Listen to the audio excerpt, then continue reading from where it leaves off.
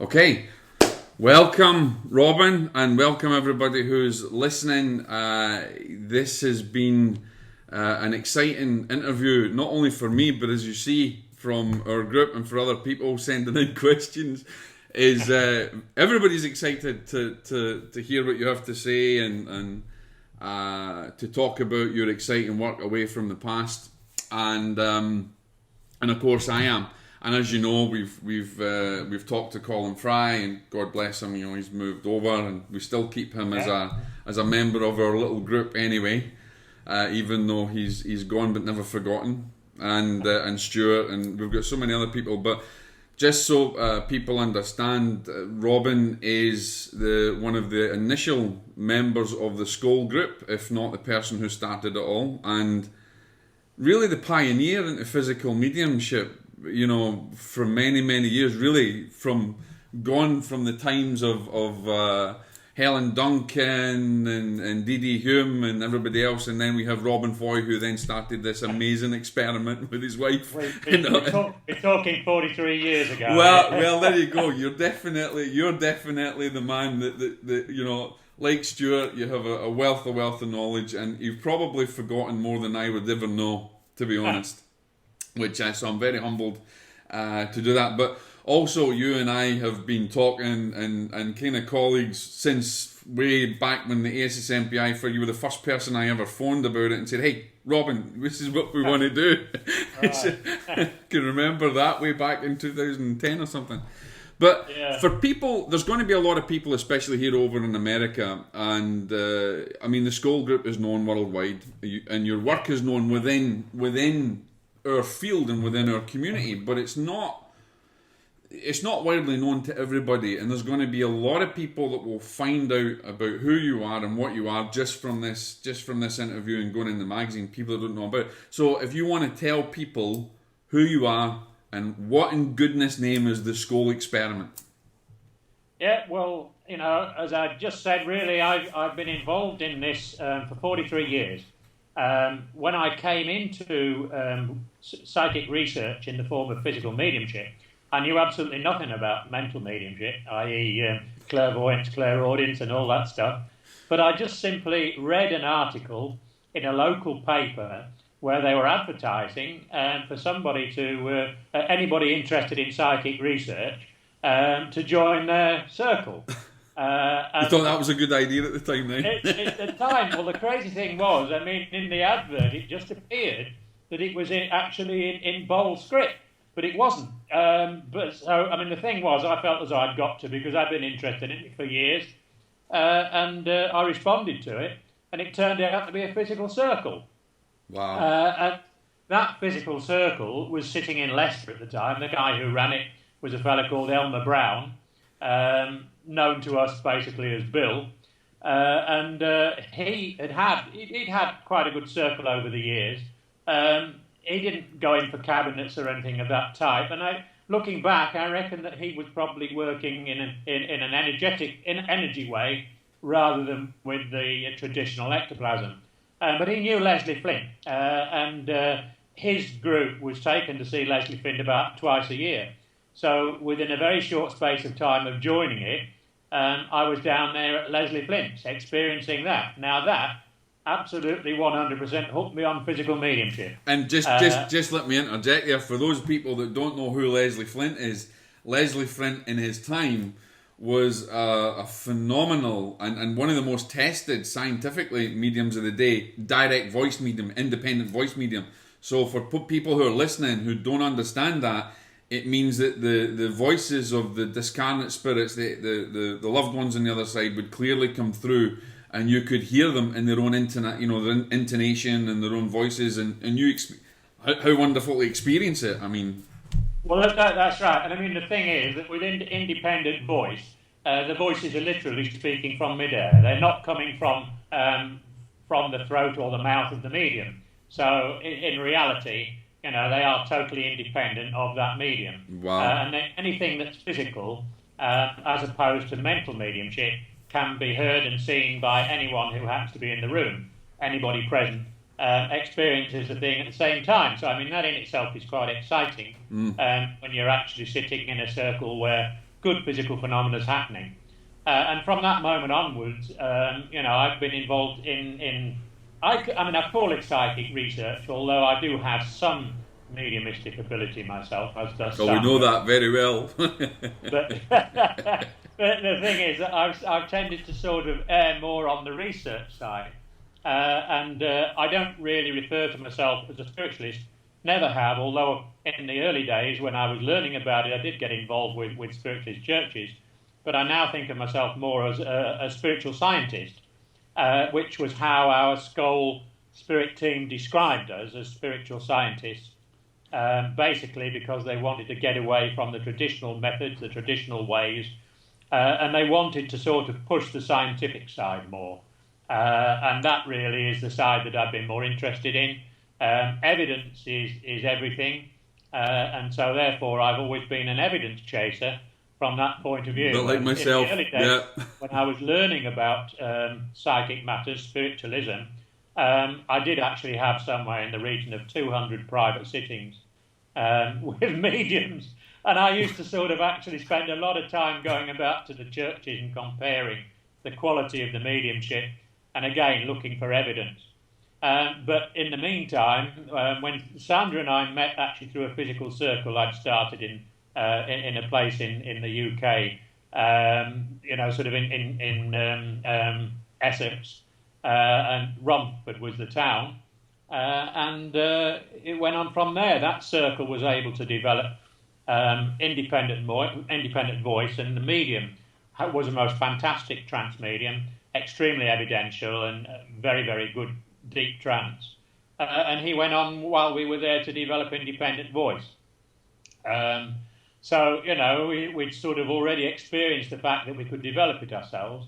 And then when Sandra and I got married back in 1979, we went on from there and ran an awful lot of developing circles, physical circles ourselves. They varied over the years. Sometimes we got good stuff, sometimes we didn't get very much. All in all, we had a lot of experiences, and I got the chance to sit 25 times in total with Leslie Flint. Wow. And one or two other good physical mediums, sort of like Gordon Higginson and various others, and had the chance to sort of witness it as often as I could. So a guy called Jeffrey Jacobs, a friend of ours, we knew him, he was a trumpet voice medium, and various others. So we got the chance to sort of see what was going on. But it wasn't really until we got to Scole that it all started to happen. We started a circle at Scole within a reasonable space of time. We started with 7 sitters. Within a reasonable space of time, reasonable space of time, it really started in November 1992. And I think we got the first phenomena really in May 93. At that time, we didn't realise we were working with energy and not with ectoplasm, because the two ways of working are totally and utterly different. And we had a trumpet out there as part and parcel of the stuff we needed. It was May that year that the trumpet actually fell off the table, and that was the first time we'd experienced anything, that was really good. We had, from then on, I think we had about 3 occasions when that happened. The second week, it sort of very, very lightly moved off the table and simply sort of floated down to the floor. And then we didn't get too much else until the October, and that's when the phenomena really started.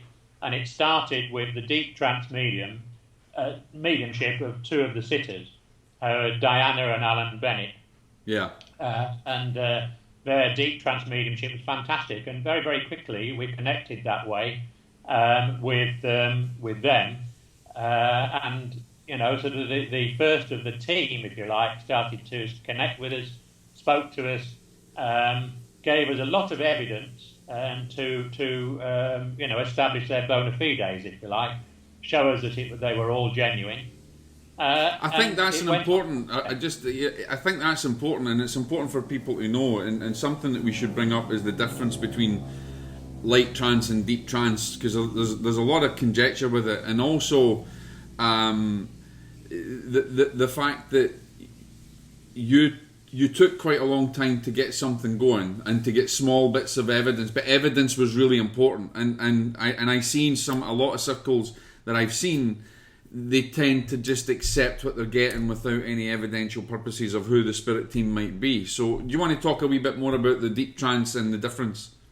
Yeah, deep trance, I mean, nowadays, since Scole finished, I find that a lot of mediums that are developing are getting extremely good trance evidence, but not in deep trance, more in a sort of light form. Like a mental, as if they're working as a mental medium and they're picking it up. No, not really. They're still in the trance condition as a physical medium, right. But the way it's being done by their spirit team is different. Right. So that they're not needing to go into a deep trance to produce results. And that's something that has been happening for a while. I think Spirit have been going into that method of production for quite a few years. I mean, there's been a number of circles in the past that also worked with energy and not with ectoplasm. And the first one that I can think of was back in New Zealand, in a place called Dunedin in 1926. And you can read about that in a little book called The Blue Room, which is an absolutely excellent book. And that book really charts the success of a circle who were getting independent voice in full light. And the medium was a young girl called Pearl Judd. The circle leader was a guy called Clive Chapman, who wrote about it in his book. But the interesting thing was there's no cabinets, there was no deep trance, and they were getting independent voice, which they were obviously very, very excited about. But other examples of this really come down to the likes of Rita Gould in Leicester, whose circle was also working in this brand new way in the 1980s with energy rather than ectoplasm. And she actually took a lot of stick at the time from people who were traditional spiritualists, even down to, in some cases, death threats, because the phenomena was totally different in the way it worked and the way it was being done. And I think that happens today, Robin. I think we're still getting that today. People don't understand we all have a different path and our own path, and spirit work differently with everyone. Well, they do, and we still have the more traditional medium, such as Kai Muga, whose mediumship, physical and David, mediumship is fantastic.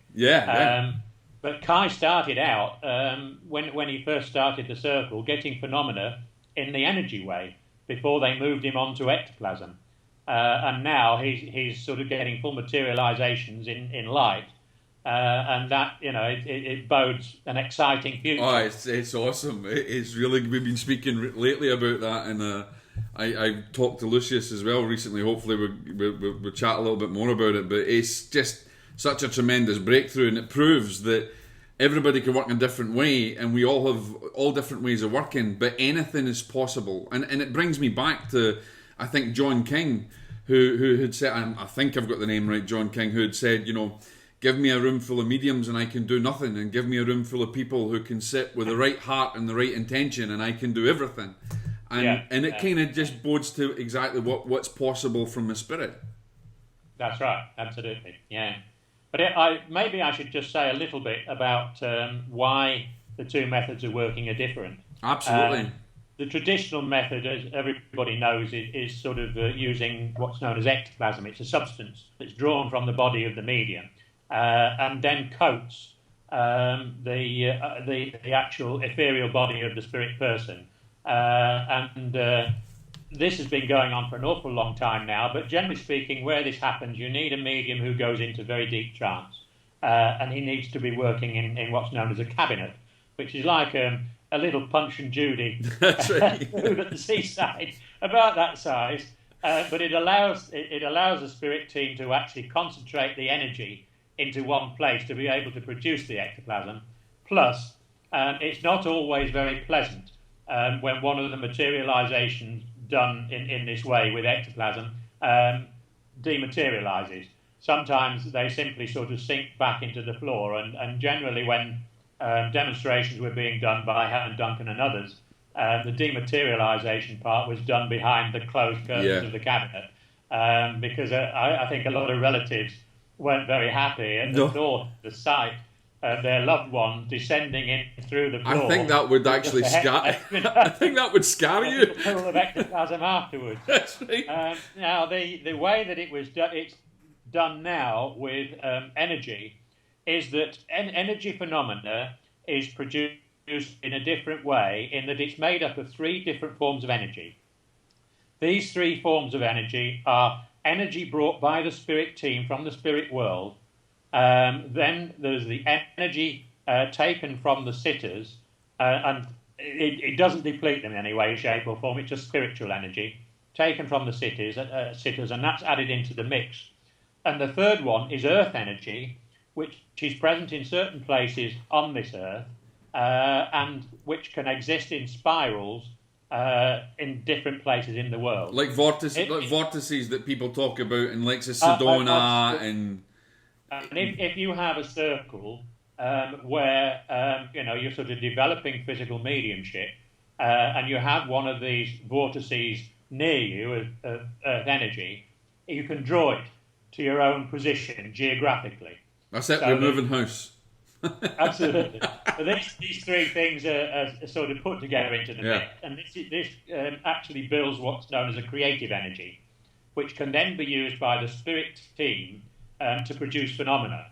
And in the case of materialization, where it's done with energy, it's totally different, because as we had it at Scole, the spirit team built a portal in the room on the table, and it was through that portal that the spirit people were teleported in a completely complete form as the spiritual essence of themselves, which is actually how we exist in the spirit world. It kind of reminds you a bit like the old Star Trek shows back in the day, doesn't it? Absolutely, and in fact, it's almost exactly the same. You were way ahead of your time, Robin. That was it. Right, I think they must have been inspired with all that stuff. And then, of course, through using their own mind, the spirit person can actually increase or decrease the density of their own body. So, in fact, they're able to increase the density of their spirit essence, so that they are actually themselves, totally and utterly, without a coating, but they are quite naturally themselves.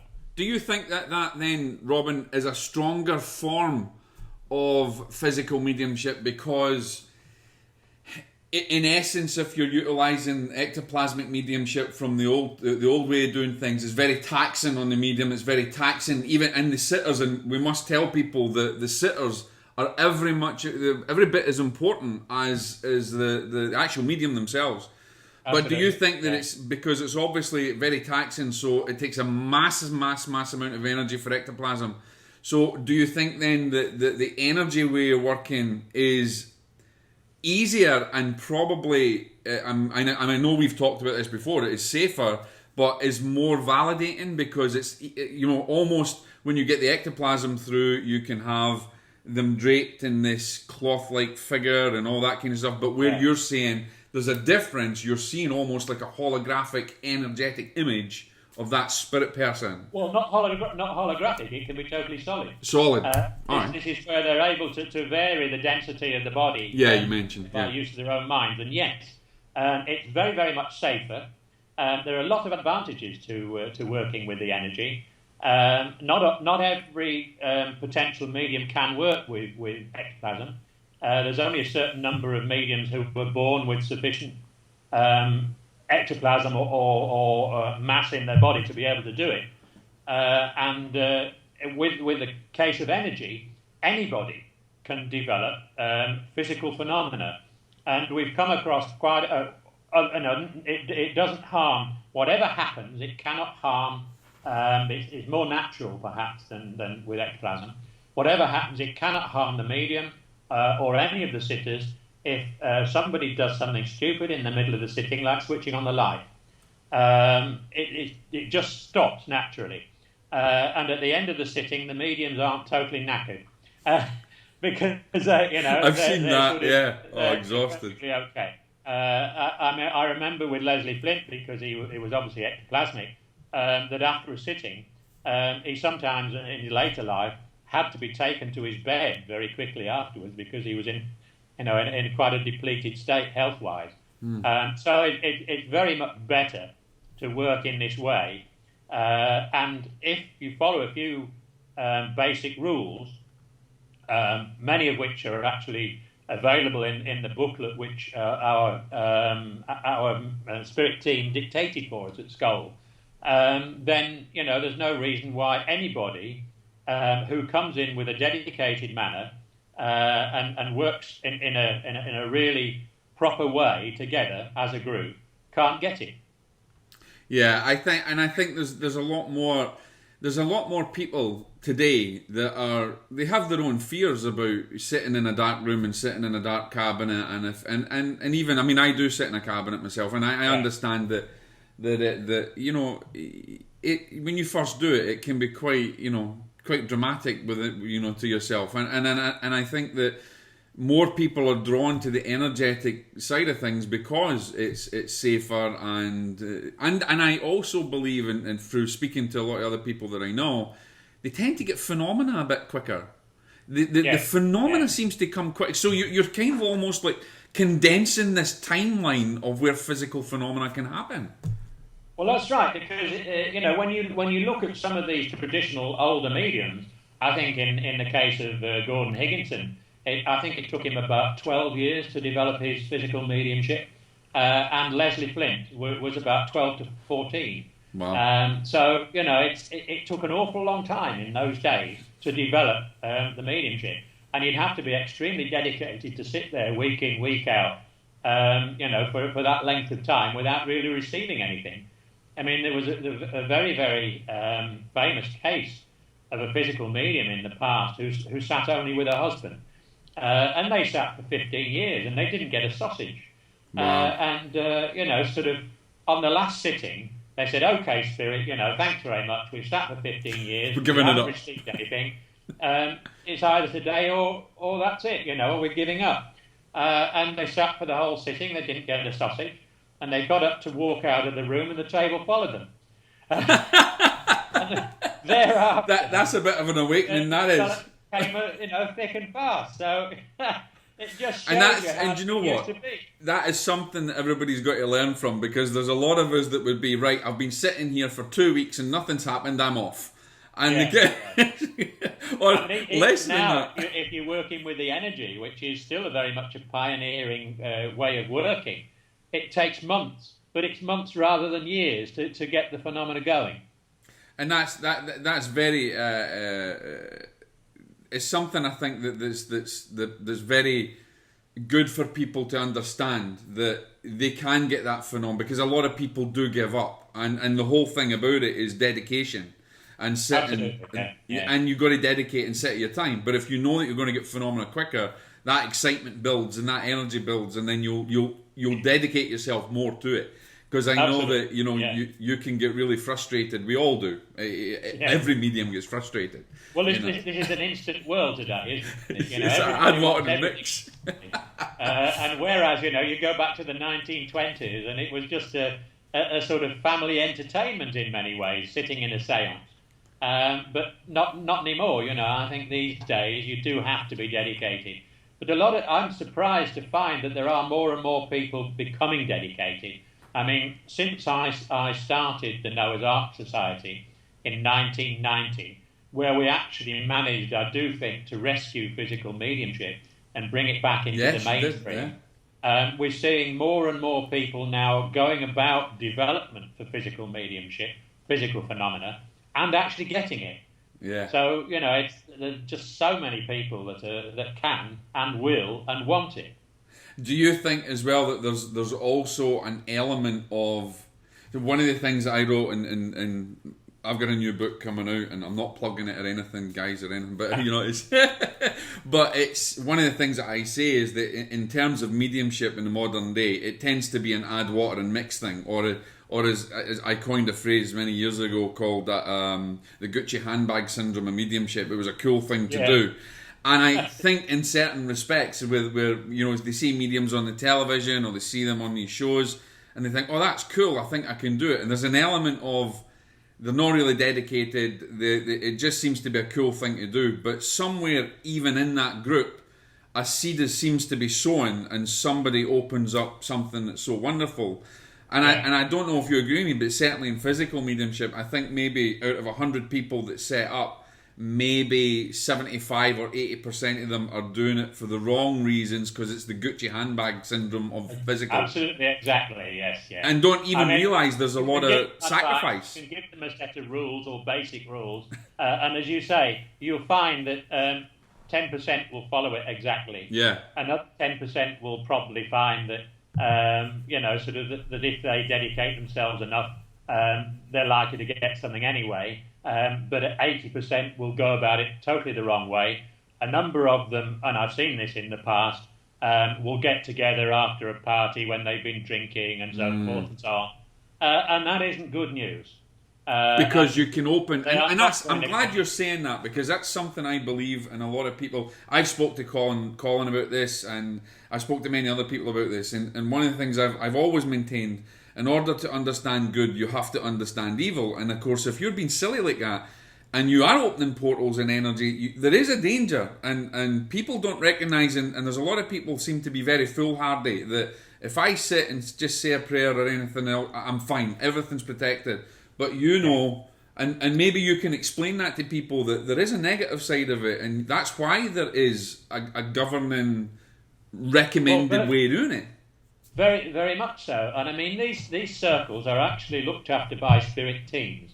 Now, you have to attract your own spirit team, and you're not going to do that unless they know that, seriously, you've got the right state of mind, the right state of dedication, the fact that you're going to stick with it, etc. And so if they know that you're actually going to do that, and the people sitting with you are going to do that, you get your team. And once you get your team, you get your doorkeepers, and your doorkeepers make sure that nobody in the spirit world that's not too pleasant can get in there. And consequently, you get the best. I have to say that in 43 years, and in sitting in God knows how many circles over that time, I've never ever come across anything bad or evil, because all the people I've sat with and so much forth light have all had the right state of mind to go into it and to work with it. And I think that's important, the state of mind. I think the important is the state of mind, because we do know of examples of circles that have had issues, and even not even so much circles, but mediums, psychics, or even people in their homes, and they have had issues. And regarding it as a lot of it is a state of mind, and I think you've got to. I've always believed in trying to live a clean existence when you're dealing with this kind of things, and watch your thoughts and try and live not pure, not like a saint. Don't run about with a white kaftan and sandals, but that's the kind of things. Try to live a good existence and live in the light, so that you're attracting the right people, the right team. Absolutely, and you really need a deep-seated sense in yourself that you want to help mankind. That is a very, very big aspect of it. If you're really only interested in helping yourself, you're not going to get what you really need, or what you're looking for. And it has to be done so that you're actually giving service. I mean, these days I try and help people, advise people, and I look at myself a little bit as a sort of psychic ambassador for the spirit world, if you like, because I think that way you're spreading the good and showing people how to do the right thing in the right way, but without preaching to them that thou must be, and now I've got to have, now do this, now do that. I think I once coined to a colleague of mine that Robin Foy was rather like the grandfather of physical mediumship. He was the kind of he was the kind of guy that all right. you got grandchildren all over the world, because you really you took all this on, and you really did start to, and at the same time you've had all your like every physical medium and everybody who researches, you're going to have your people who attack you. You're going to have, and one of the things I've noticed, especially in this small afterlife community that we have, there is so much infighting, and rather than coming together and joining in forces to share in the wonder that what we have, you have this little it's mine routine. And then we tend to, that's why I think we give skeptics and everybody else their own ammunition to get at us. Well, that's right. I mean, actually, in my own experience over this 43 years, and also having had a fair involvement, Sandra and I, with the church, I mean, we actually were involved in the building of a brand new church in South Woodford in London, outer London. And we've observed there that some of the least spiritual people are sometimes spiritualists. I've seen so much backstabbing in that time. Unbelievable. I feel so sad about it because it's not necessary. And as far as I can see it, we're all working for the good. None of us is working for something that's personal. We try and help others. We try and help mankind. And we try and help spirit to establish a better world, which is what they're actually trying to do at this moment in time. Because the whole world itself has become so blooming chaotic, with too many fingers hovering over the nuclear buttons.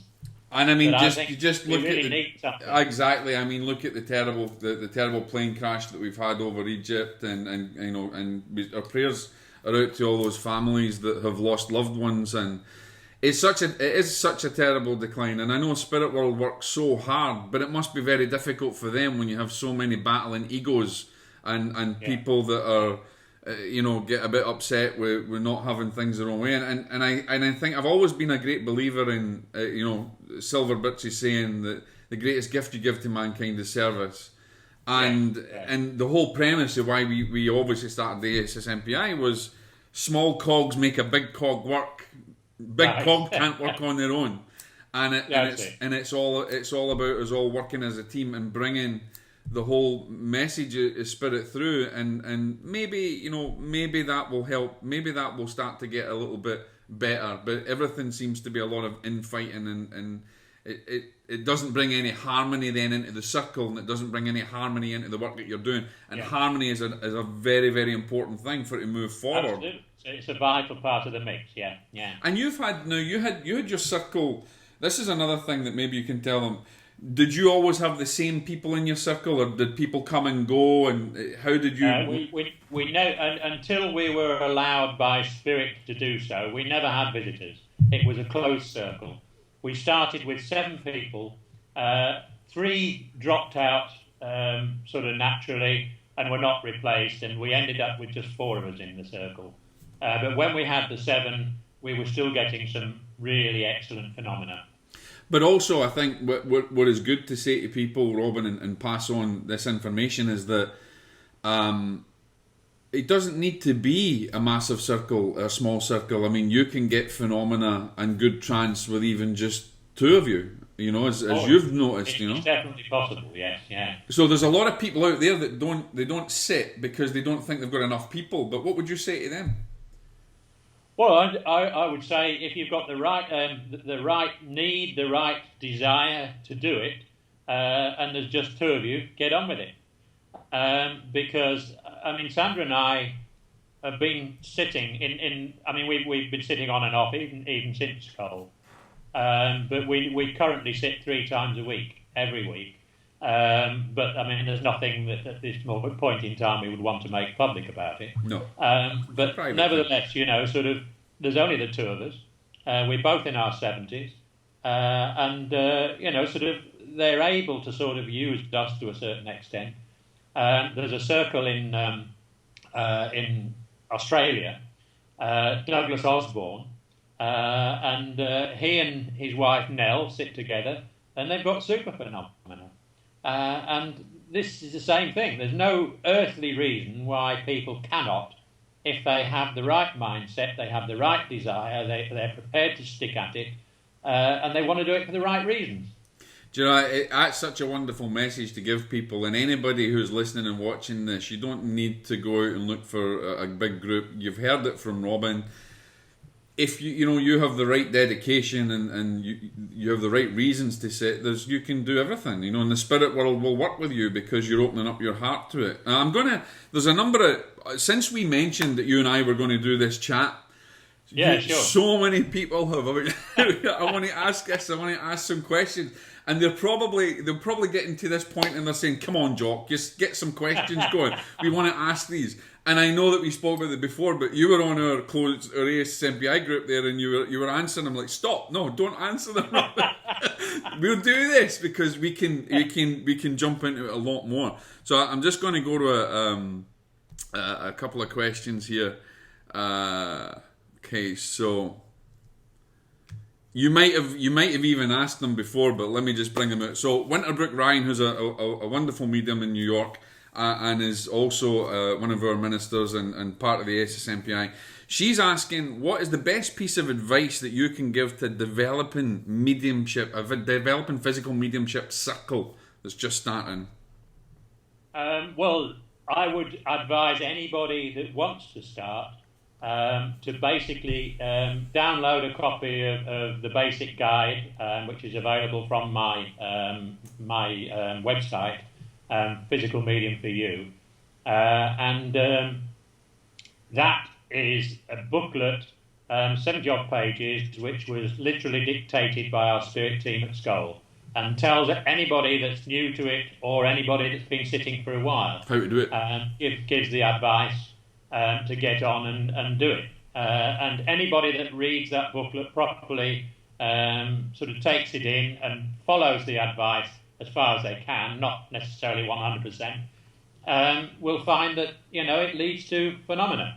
And that one, as I say, it's easy to download from the site. It actually costs €10, that's all. We ran out of we had about 1,000 printed when we were at Scole, and we ran out of those years ago, but it's now online, so you can download it, yeah. That's awesome, Robin. So that's one thing that people can go on and see, and we'll put some links up to that as well once we put this interview out there.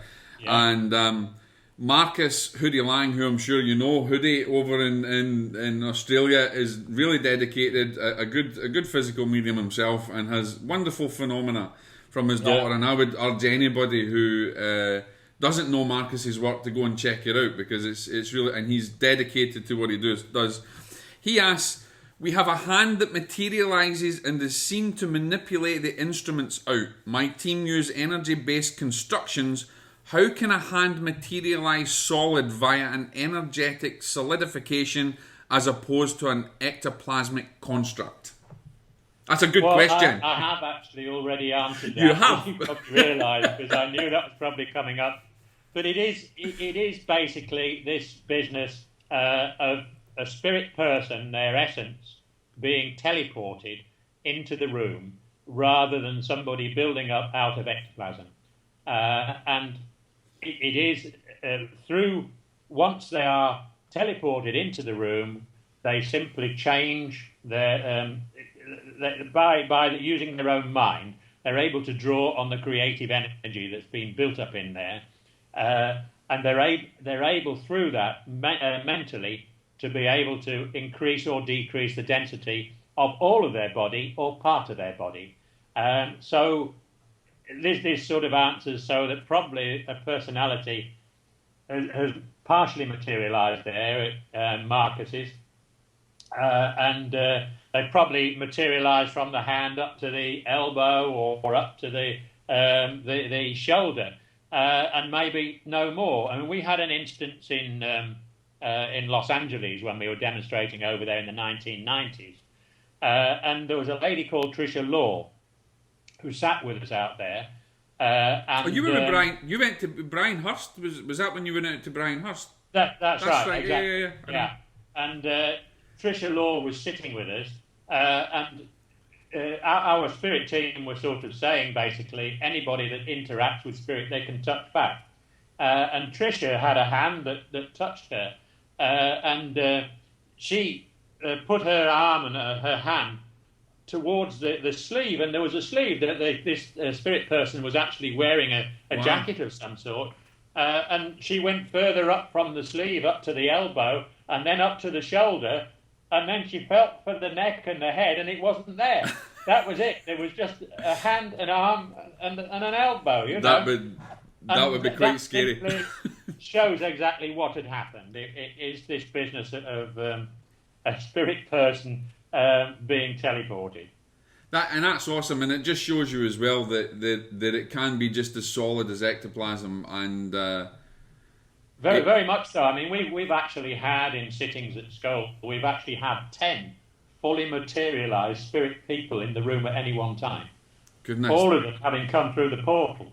I hope you get a big room in there, because there's no room to sit, there's no room to stand. It was a pretty big room we had. I saw that from the pictures. I saw that. And sizable cellar. And I think the great thing about Marcus is, as well, is Marcus is also experienced, and for people that don't understand, there's a lot in physical mediumship about a port. So we hopefully will get Marcus on here one day to chat as well. But you know, there's a lot of people get apports in the seance room, and you've had tons of apports in the Scole experiment.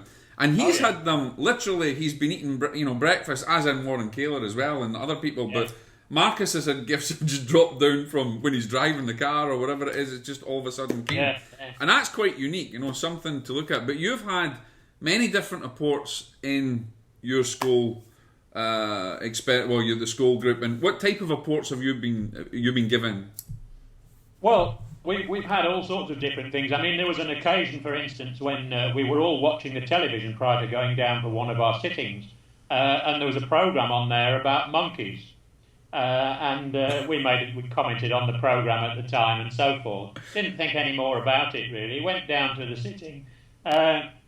We hadn't been there too long when there was a massive bang on the table. And at the end, when we put the light on, there was a wooden carved monkey that just really just showed what they'd seen us watching. But we've had all sorts. Listen, everybody who's listening to this, they were expecting you to say, and there was a bang, and lo and behold, there was a chimpanzee sitting on the table. We should be so lucky. But I mean, we have had that in the past. That's been demonstrated to us in our home.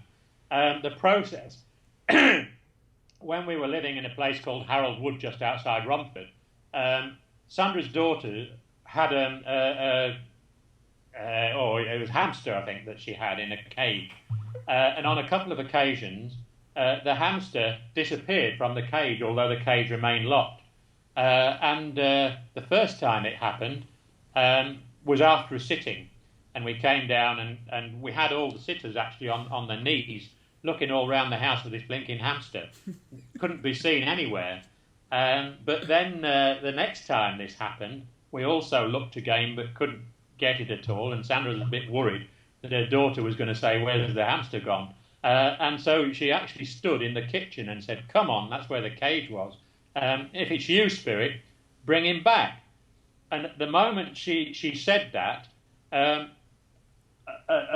right in front of her, on the work surface, a light seemed to sort of come together, started shimmering, and then the outline of a hamster started to appear there, and then finally there was the hamster totally there. So he hadn't been hurt by it all, but even then we thought probably they were practicing what they would do at Scole at a later date. Wow. That's awesome. So, now, I know that was proof, really, of this business of teleportation. I want to talk a little bit about the lights, because I have a good friend in New York who's very keen on orb phenomena, and I was, you know, one of the biggest skeptics going, because I've done a lot of photography in my time, and I know that there's a lot of dust particles and things, but the more I looked into it, the more I could see that there is a reality to this, and I know that you would have experienced it in such amazing forms, and one of the things I always believed in is that orbs, if they're, you know, responding to a consciousness or a conscious response, would be very realistic, because sometimes it's very difficult to distinguish between a fraudulent image and what would actually be an orb. And I know she would be really excited to hear about your orb experiences within and the light balls that you had. I know you've had loads of them. Yeah, I mean, we have to say that these really weren't orbs as we understand them, because the orbs that one gets is usually on a photo. A lot of them these days are coming on the digital camera, and what we were experiencing wasn't that at all. It was done purely and simply without cameras in the room, right? And we got these very, very tiny lights to begin with.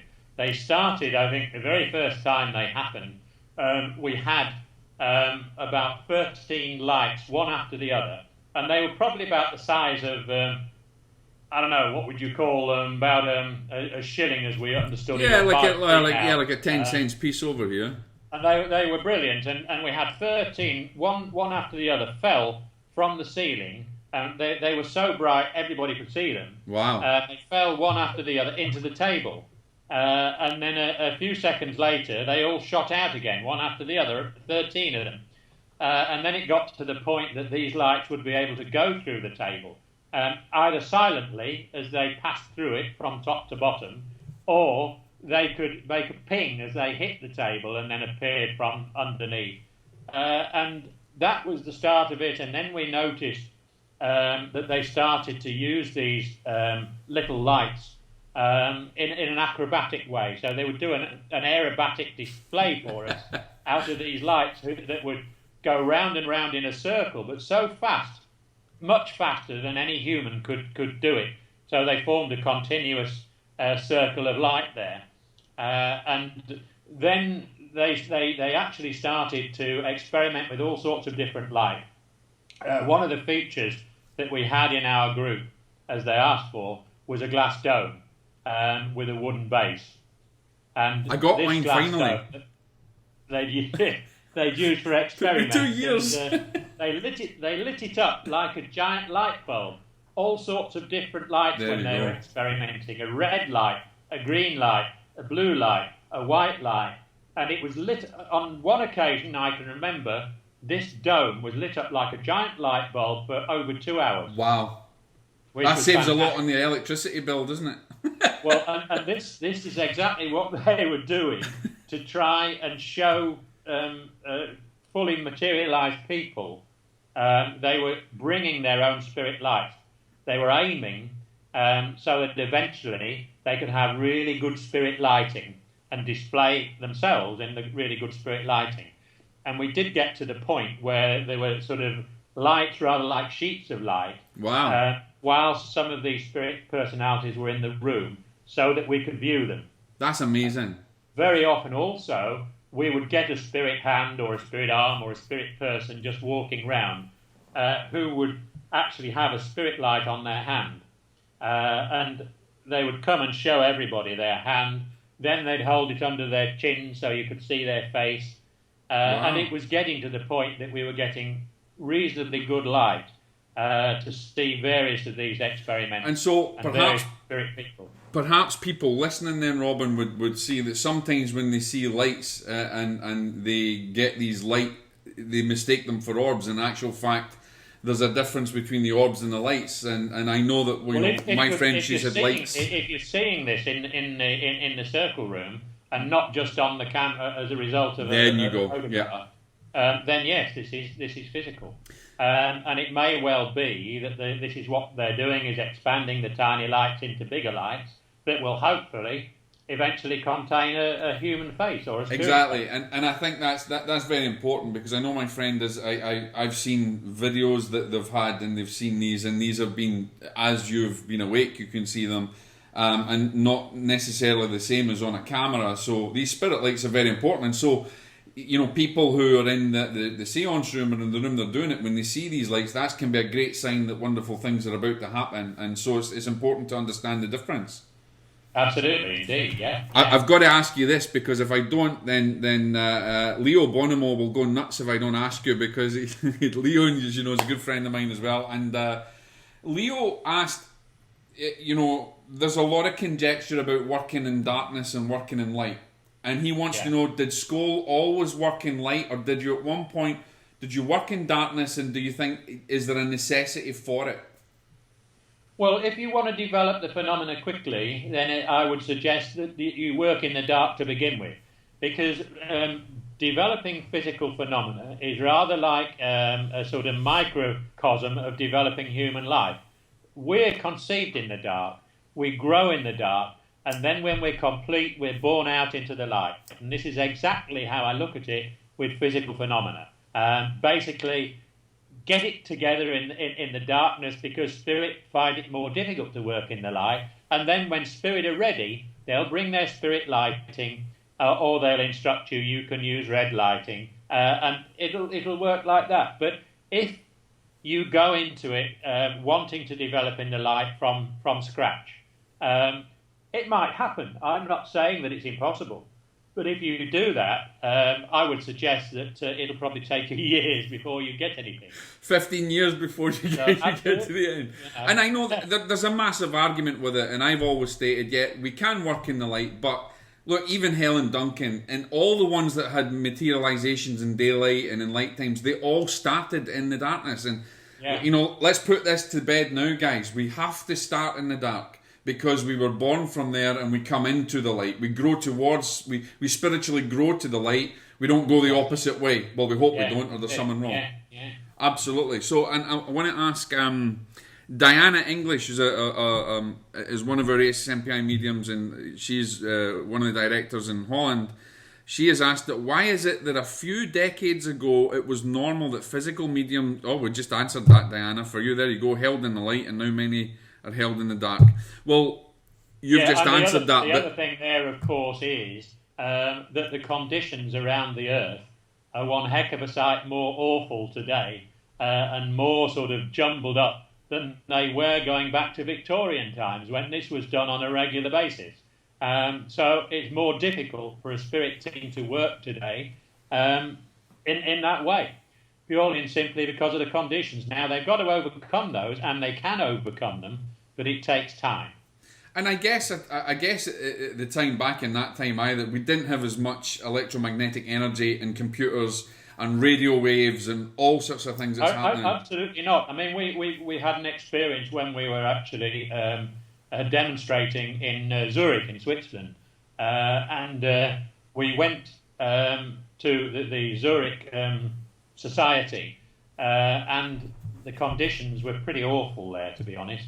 And the room that they held it in was on the ground floor, but under a stack of flats and domestic places and so forth, where electrical current was running left, right and centre all over the top. And I have to say we had a very poor sitting, but it wasn't because of us. It was because of all the electricity hanging around above them that we didn't get it as well as we could do. And then when we moved to the cellar of our host, Hamster, then that was just outside Zurich, and everything was perfect. We had the most perfect sitting there. And Hans, as you may or may not know, was actually more interested in musical phenomena. Something that was very prevalent on that occasion when we were sitting down there and demonstrating in Zurich. He was a collector of musical instruments, and he had what he called a music cellar, where there must have been 20 or 30 different instruments that he had around the place, including 2 full sets of drums. And whilst we were there, he was hoping that the spirit team would be able to organise all these different things being played. And that's exactly what happened on 2 occasions. Wow. Spirit were able to play 2 drum sets at exactly the same time, including trumpets, the trombone, the piano, the lot. It was unbelievable. So was he get a symphony during one of our demonstrations there. That's awesome, and I know that sound has been a very important part of it, and now as we move on to the modern day, there's this thing that they talk about, the ITC, and I have to admit that I don't know a great deal about it, and but I know that you've had experience of it, and I have a good friend of mine, Keith Clark, who is a big ITC buff, and he's got a question for you in a minute as well, and but he's interested. He has a 24-hour radio system that he collects tones from the spirit world. He's more into the musical side of things. And I know that you had, I know that you did photography phenomena and everything else, and we can read about that in the book. But you also had ITC. I mean, you had this radio. You had communication from this box. Explain a bit about that. Let me go through the 5 different ways that we have communication with. Yeah, that's brilliant. Yeah. First of all, it was deep trance. That happened in the beginning, and both our mediums actually went into trance, and we were able to have really good conversations with our spirit team in that manner. Then there was extended voice, Now, this was where a deep trance medium was actually giving out trance that was happening through their throat. Right. But his vocal cords were extended 20, 30 feet in front of him, and in fact right into the wall on a couple of occasions. Yeah. So that became known as extended voice. So the voice was heard 20 feet away from the medium and coming from the walls on occasion. Then we had independent voice, although it wasn't termed independent voice. Our spirit team wanted us to use more scientific terms and different terms to distinguish it from the ectoplasmic phenomena. And so we call them energy voices. And these occurred from midair. We were able to actually have a conversation with energy voices in midair, and some of them were absolutely brilliant. They could move from one place in the room to another in a split second. And wow. You know, they were all around us. We had 3 or 4 people speaking at once from the spirit world doing this. And then the fourth type, we had a cassette tape recorder on which we used to play the music. And on one occasion we found that the music looked as though it was actually going to go wrong and the tape was going to buckle or something. And then we discovered that no, what they were doing was actually wanting to speak to us through this cassette tape recorder, wow. using the silicon chip as a point of entry. And they developed that, so that became extremely good. And we had a whole number of people that came to Scole to sit with us in demonstrations there, who were able to carry on conversations literally through the tape recorder with their deceased relatives. I'm not sure if I don't know if I got this right, but didn't David Fontana, who wrote, he had conversations, didn't he, David, with people on the other side? I think he certainly did. Yeah, absolutely. Because I remember the fifth and most interesting way was that we had this DVD. I'm TDC. And that was a Transdimensional Communication device, and we actually had a blueprint of this on a film that came psychically from Thomas Edison. Wow. And he sort of designed this for us and told us that he wanted us to build this, and it was a very small device that had a very, very small chip of germanium in it, and we still have that device today. But he was able to put this together for us, and it took a long time to develop it properly. But when it did, this was plugged into into the amplifier of a tape recorder, and eventually we were able to get voices coming from the spirit world, and we had a conversation through that. Wow. And the very first person to speak to us through that was Thomas Edison himself. He spoke to us for 15 minutes. That's amazing. And that was absolutely fantastic, coming through this little device.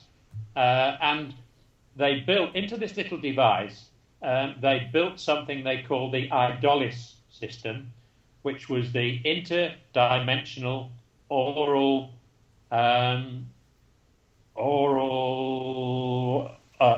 language interpretation system. So that anybody that didn't speak English, or anybody that happened to be an alien, ET, could speak to us through this device, and it would come out in English, although it sounded very robotic when we received it. But we were able to actually, eventually, as you probably realise, carry out conversations with other dimensions, other than the spirit world. Yeah, and that's an interesting phenomena because in itself, because a lot of people believe that we have the spirit world, and that's just it. And I have to hold my hands up, guys, that I was one of these mediums that believed that we only had the spirit world, and that little spacemen and aliens were really a figment of the imagination of people. But not only did my wife change my mind, but another medium called Paul Ham and the work that he does with a good friend of his, a colleague of his. That kind of convinced me as well, and then it led me to other research. But you had it from the beginning. We had it. I mean, we actually had a miniature UFO apported into the room, a live miniature UFO apported into the room on 2 occasions, and it flew right round the group, sitting right in front of us. I mean, it was very much like a little flying saucer, although it was triangular. And you could actually see the lights, the cabin lights all around it. And it stopped just a few inches in front of each of our eyes so that we could see it. That's amazing. Then, oh, fantastic. And then, really... of course, we actually got these ETs themselves. And there's one in particular who put his image on our video recorder, who we nicknamed Blue because he was blue. And you see that picture in the book. And, he materialised in the room. He stood in front of us. Little guy was only about 4 feet or not much over that. And he actually picked up our hands, put them on his head so I could feel his face, that he wasn't human. Wow. And the love that came from that little fellow was fantastic. You know, so Nick Pope, if you're listening, Nick Pope, who you know is also a friend of mine, if you're listening, they had them at Scole. You didn't just see them in Rendlesham Forest, I'm afraid. They were already there, I'm sorry. Funnily enough, Rendlesham Forest wasn't far away from Scole. That was my next thing. I said, it's not far away from where you were. Yeah, exactly. Nick's got some amazing stories and phenomena. As you know, he did a lot of work with the Ministry of Defence and stuff. But I want to... Keith said... we see a lot of evidence indicating that the combined energy of groups across the world is opening new doors, respectively in both physical mediumship and ITC, which appear to be both energy-based. What are your thoughts on how this is progressing, and what advice do you have for those who are coming together for energy experiments when they're not in the same physical location? And sincerely from Keith Clark, who's an awesome guy. Yeah, I mean, I can't honestly give much opinion on that because I've not been involved in it, sort of where sitters are in different places. But I do know of groups that have had successes in this way. And so, I mean, I would always say to people, if you want to, go ahead and try it. All experimentation is good. And you either succeed or you fail. But, you know, I think it's very similar. I think it's very... That's square one and start again. Yeah, I think it's very similar. You know, as Keith will be listening to this, that it's like an advanced version of cross correspondences. I think, you know, that's the way things are done, and I think what he's trying with his experimentation is new, and we wish him all the best, and hopefully that will be something that he can talk about in the future. You know, absolutely, yeah. Everything that we talk about, that we tell people. I mean, you wrote a book which, and I'm going to plug your book just now, guys. You wrote "Witnessing the Impossible." I was a bit annoyed because I bought this when it was first printed and I forgot to ask him to sign it. So, but Susan... Well, the problem from my point of view is that I don't have many copies out here in Spain. And the copies that are being sent out are from the UK, so I'm not able to sign. I remember when you released it, I think I had... The minute it was mentioned, I was like, I'm getting on that, so I got it straight away. But, and Susan, if you're listening, your copy is winging its way to you as well, so thank you for all your work with the ASSMPI.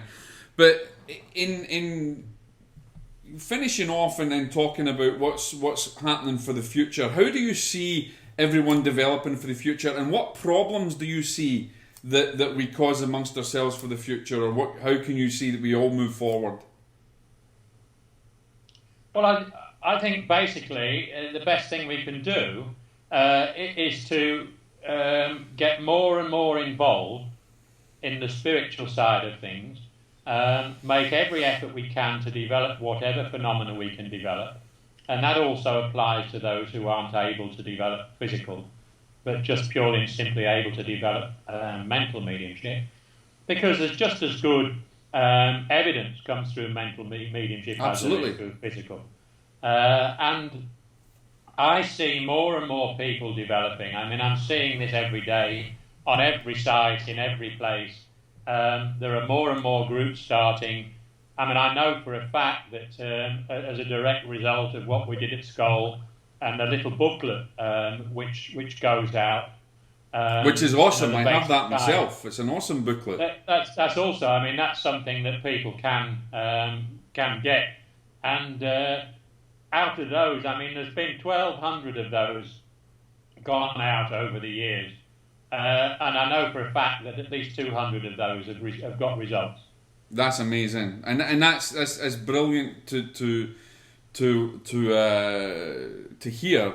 And also, it's exciting to let's share the knowledge and the information about how people are developing. And remember, one of the things, guys, is everybody's on their own path. Everybody does their own thing. We don't make judgment on anybody else, and we just continue our own development, and we share our knowledge, what we have. It's all about our own path, and it's all about sharing the knowledge. And one of the things that I want to say is, when the ASSMPI started many years ago, when I phoned you from the UK and say, hey, we've been in our circle, this came through in trance, and we need to do this, and what do you think? We have grown substantially. Yeah. And we have done really well. And albeit, and you've been part of that. I mean, I know that you've not been ingratiated in a lot of the stuff, but there's been an integral team that supported it, yourself and Kai and Craig Hogan, and we're here to stay, and we're here to grow. And one of the things that we've developed, and this is an announcement that I'm putting out today, we have a new website that's been launched. This is just been launched the last couple of days. But what I want to tell you guys is that this is completely different. It's not the website that was before. There's been a lot of programming gone into it. There has been a lot of work gone into it, and months of development.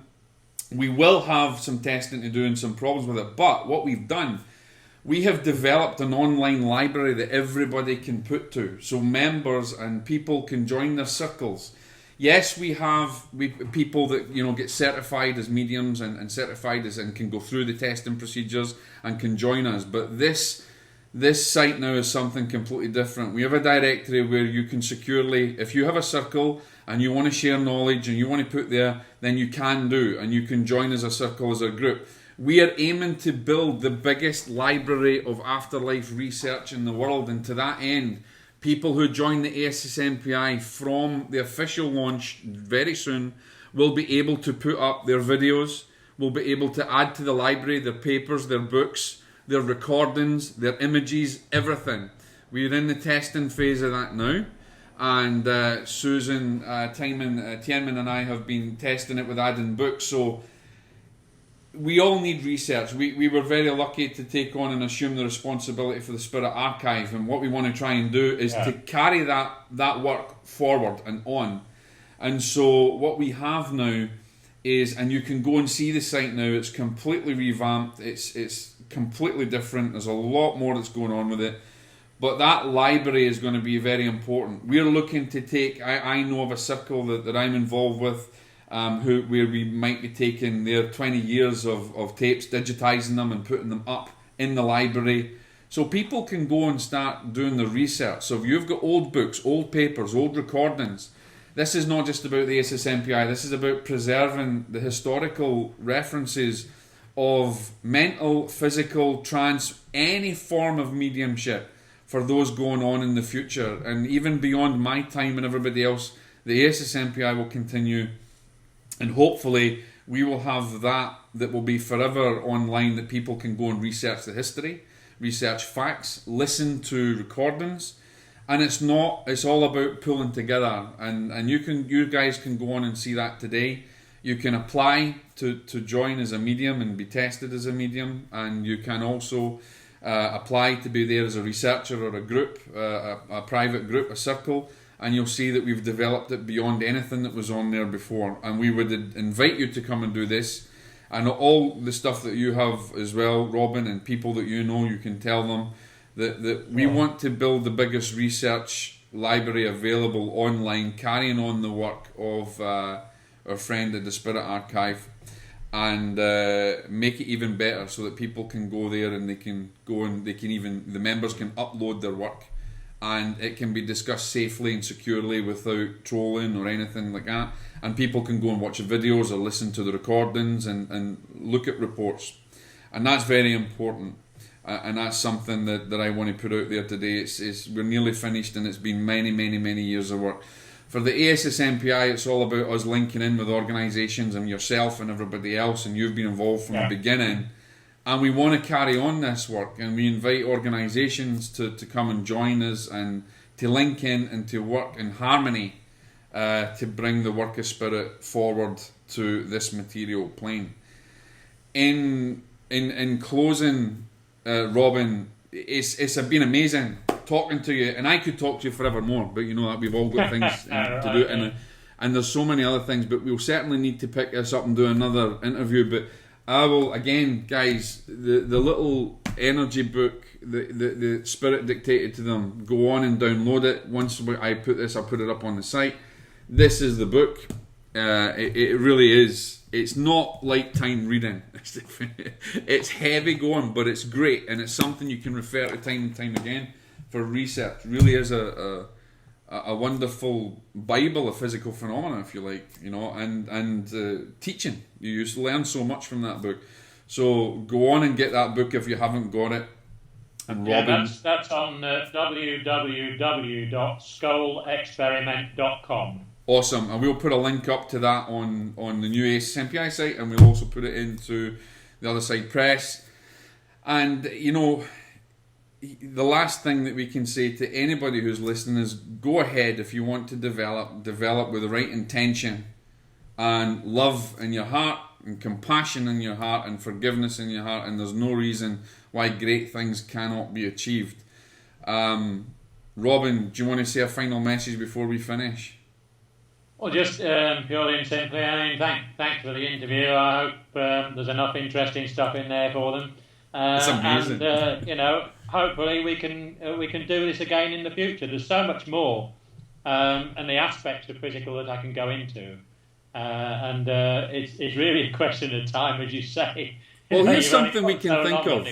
We can do this maybe once every 2 months. And make it a regular thing so people can learn. Would you like to do that and do that for people? Yeah, that'd be perfect. All right, let's do this once every 2 months, and or even once a month, depending on our time. But we'll do this because it only takes an hour or so for to record it, and it takes about 3 days to upload it, right enough. But it takes, but to design it. But I think it's great. I think what we'll do, Robin, is definitely. I think we can arrange this regularly, maybe once monthly or once every 2 months, and have different aspect of physical mediumship that you and I can talk about, and you can teach to so many people. And we can make this a regular thing, a regular spot, so that people can learn from you, and I can learn from it. It's great for me because it's we don't always claim that we know everything, and it's great. We always learn something, and I think it will be great. And maybe what we'll do is I have a system, a webinar system. Maybe we'll do a live webinar and a question and answer live webinar for people, where people can go on live and start talking to us and asking loads of questions. But it's been awesome, and I'm only cutting this off now. I wish we could go on for hours, but I know that's going to take me about 3 days to upload this and change it all.